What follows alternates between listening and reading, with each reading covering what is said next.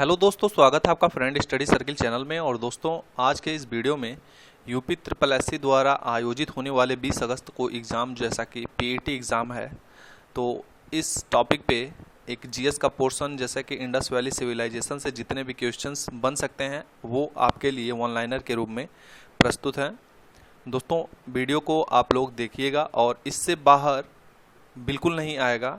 99% दोस्तों यहीं से क्वेश्चन आपके मिल जाएंगे और ये ऑब्जेक्टिव टाइप नहीं है, वन लाइनर है। आप केवल 1 से 2 बार ये वीडियो देख लेंगे। यदि पहली बार देख रहे हैं तो 2 बार देखना पड़ेगा, और यदि रिवीजन कर रहे हैं तो केवल 1 बार देखेंगे तो आपका काम हो जाएगा।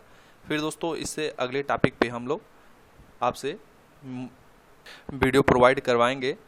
इससे पहले दोस्तों, यदि आपने चैनल पे पहली बार विजिट किया है तो आप चैनल को पहले सब्सक्राइब कर लीजिए। दोस्तों, अपने फ्रेंड सभी स्टूडेंट तक शेयर कीजिएगा, जिससे वे लोग पीईटी के एग्ज़ाम के लिए तैयारी कर सकें। दोस्तों, पहला क्वेश्चन सीधे आपसे पूछा जा सकता है, सिंधु सभ्यता किस नदी के तट पर थी? तो आपका आंसर होना चाहिए सिंधु नदी तट पे। अगला क्वेश्चन है, हड़प्पा की खोज किसने की थी? तो हड़प्पा की खोज दयाराम साहनी ने 1921 में की थी। दोस्तों, यदि आप लोग नोट डाउन करना चाहते हैं तो वन लाइनर के रूप में अपने नोट्स में नोट डाउन कर सकते हैं। हड़प्पा किस नदी के किनारे स्थित है? तो आंसर होगा रावी नदी के तट पर। नेक्स्ट है, हड़प्पा किस प्रांत में स्थित है? तो पाकिस्तान के पंजाब प्रांत के मांटेगोमरी जिले में ये हड़प्पा जो है प्रांत स्थित है, और ये आपका पाकिस्तान में पड़ता है। अगले टाइप में यदि आपसे मोहनजोदड़ो के भी बारे में पूछता है तो आप लोग वहाँ पे लरकाना जिला हो जाएगा, वो भी आपका पाकिस्तान में ही है। नेक्स्ट है, अनाज कूटने का चबूतरा कहाँ पर है? तो हड़प्पा में है। राइट आंसर होगा हड़प्पा में। दोस्तों, ये वीडियो उन स्टूडेंट के लिए बिल्कुल यूज़फुल होगा जिनके पास समय बहुत ही कम है और वो लोग शार्ट में रिवीजन करना चाहते हैं। तो यहीं से सीधे सीधे आपसे क्वेश्चन पूछा चला जाएगा। और जैसा कि आप लोगों ने सिलेबस देखा होगा तो उसमें आपका सिंधु घाटी सभ्यता से क्वेश्चन पूछे जाएंगे, वैदिक सभ्यता से, बौद्ध धर्म, जैन धर्म, इस तरह से। तो हर एक टॉपिक पे ये वीडियो आपको मिल जाएगा। फिलहाल ये वीडियो आप लोग कंप्लीट देख लेंगे तो आप लोग का पूरा जो है काम चल जाएगा, पीटी एग्ज़ाम के लिए इनफ हो जाएगा। नेक्स्ट क्वेश्चन है, इस सभ्यता का सबसे पवित्र पशु कौन था? यानी हड़प्पा सभ्यता का सबसे पवित्र पशु कौन था? तो कुबड़ वाला बैल।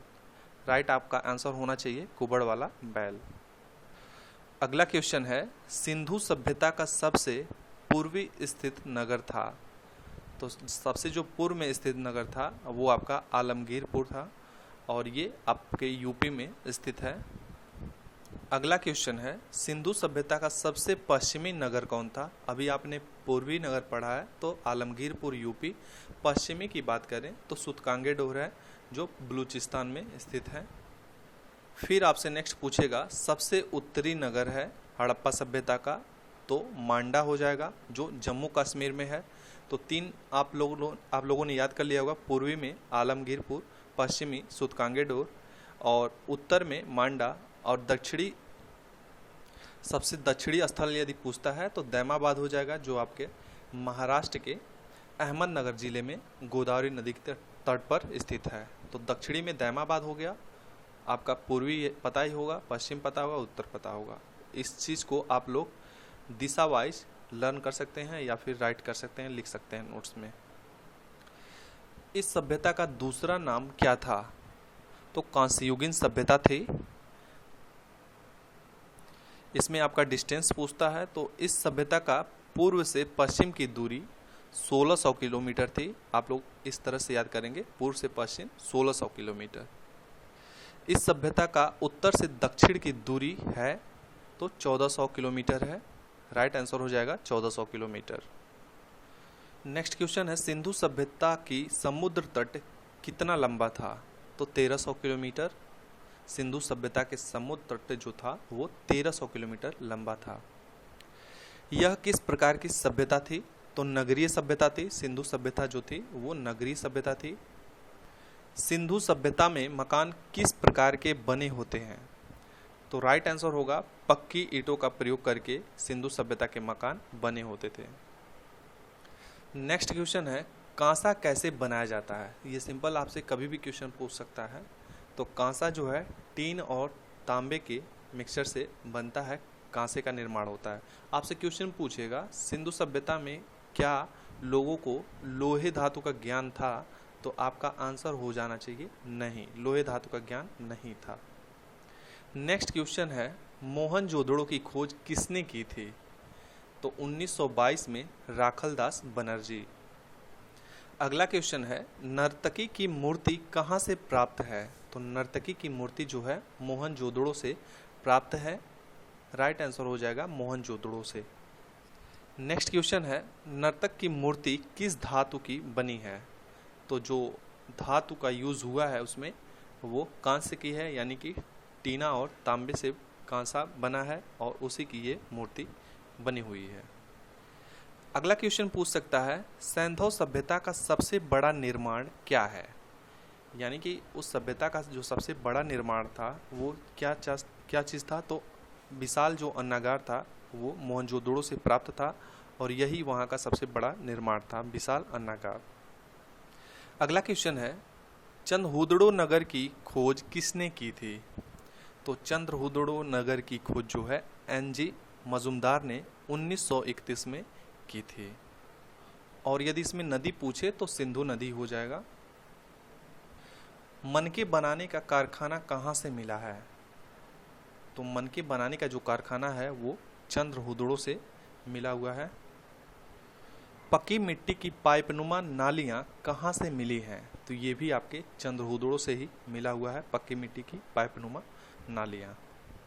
सैंधव सभ्यता में कहाँ से झुकर झाकर सभ्यता के चिन्ह मिले हैं, तो चंद्रहुदड़ो से ये चिन्ह मिले हैं, झुकर झाकर सभ्यता के चिन्ह जो हैं चंद्रहुदड़ो से मिले हुए हैं। अगला क्वेश्चन है कालीबंगा कहाँ स्थित है, तो कालीबंगा राजस्थान के हनुमानगढ़ जिले में स्थित है।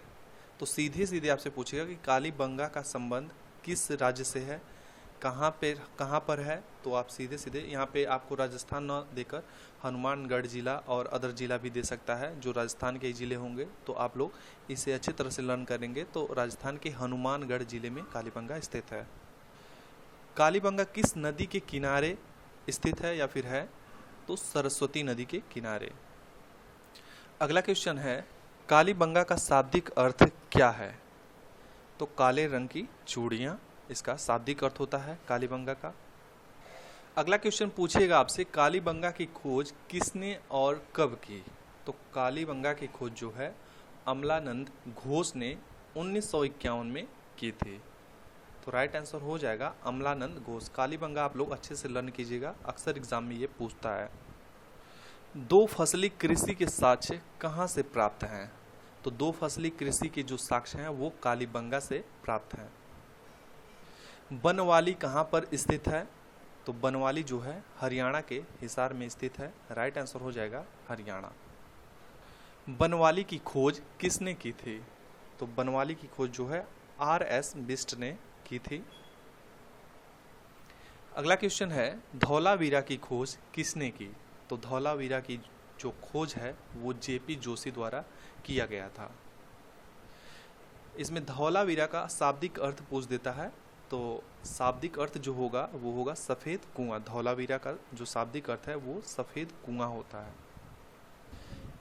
आपसे क्वेश्चन पूछ सकता है कि सिंधु सभ्यता की लिपि कौन सी है, तो इसके लिपि के बारे में किसी को जानकारी नहीं है, तो ये अज्ञात है, राइट आंसर अज्ञात हो जाएगा। मोहनजोदड़ो का स्थानीय नाम क्या था, तो मोहनजोदड़ो का जो स्थानीय नाम है वो है मृतकों का टीला।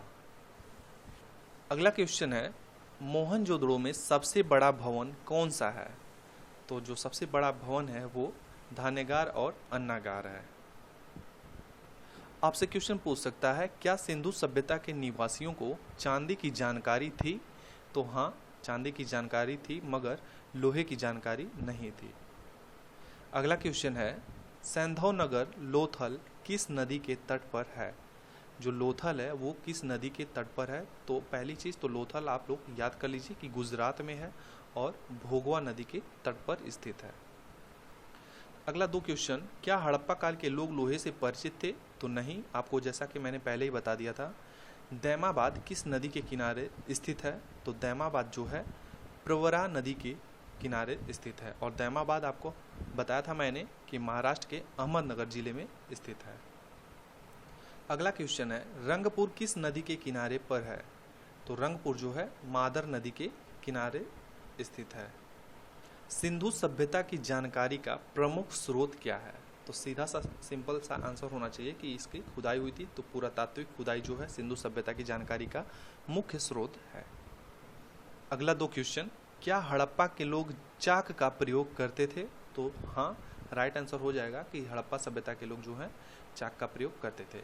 जूते हुए खेत के साक्ष्य कहाँ से मिले हैं? तो जूते हुए खेत के जो साक्ष्य हैं वो कालीबंगा से मिले हैं। गोदीबाड़ा का साक्ष्य कहाँ से मिला है? तो गोदीबाड़ा का साक्ष्य, गोदीबाड़ा में बंदरगाह होता है, तो ये लोथल गुजरात से मिले हैं। आपसे क्वेश्चन पूछेगा, लोथल नामक नगर की खोज किसने की? तो SR राव ने 1954 में लोथल नामक नगर की खोज की थी। सर्वप्रथम मानव ने किस धातु का प्रयोग किया? तो तांबे का प्रयोग किया। सर्वप्रथम मानव ने तांबे धातु का प्रयोग किया। सिंधु सभ्यता में किसकी उपासना सबसे अधिक प्रचलित थी? तो मातृ देवी की जो उपासना थी वो सबसे ज्यादा प्रचलित थी सिंधु सभ्यता में। आपसे पूछेगा कि जो व्यापार की अवस्था है, यानी सिंधु सभ्यता का व्यापारिक अवस्था कैसा था? तो बिल्कुल उन्नत अवस्था में था, यानी सुदृढ़ अवस्था में था। राइट आंसर हो जाएगा उन्नत अवस्था। पशुपति की आकृति कहाँ से प्राप्त है?